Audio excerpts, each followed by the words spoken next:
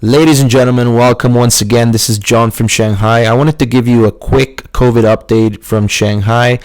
As you remember, I gave you a first update roughly a week ago. If you're not aware, Shanghai's been on a citywide lockdown since late March, early April, depending on where you live. There has been a crazy surge in cases because of the Omicron variant. So what has happened in the last week and what do we expect to see in the next weeks and months to come? So the city has been in lockdown for a month in certain areas, 2 to 3 weeks in other areas, including mine.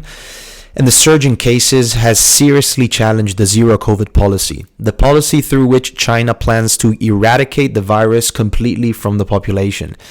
So now, as a result, the city of Shanghai is in a pretty dark situation.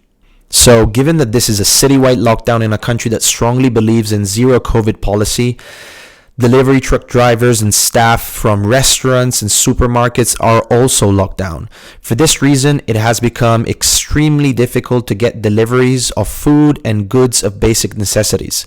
Yes, the government is trying to support the population by sending food across the city. However, it's been scattered and certainly inconsistent. Younger, mobile-savvy users had it somewhat easier, but other segments of the population, like the elderly and people living in the suburbs, certainly had it way worse.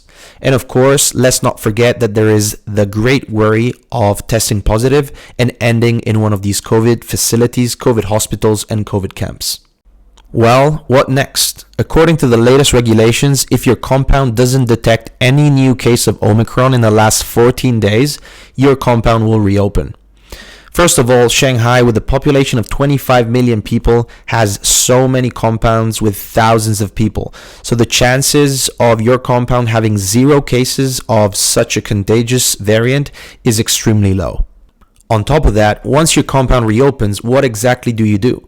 Because according to regulations, you can only walk within your district and in some cases just your neighborhood. Everything is closed, and of course there is a great fear of turning positive and ending up in one of those facilities. So what's going to happen in the city of Shanghai? Will we ever be able to go back to real freedom in a city that believes in zero COVID? Well, I guess only time will tell. Thank you very much for listening, guys. If you have any questions or any clarification, feel free to contact me. You know how to reach me. And on behalf of everyone here in Shanghai, we thank every one of you for sending us messages.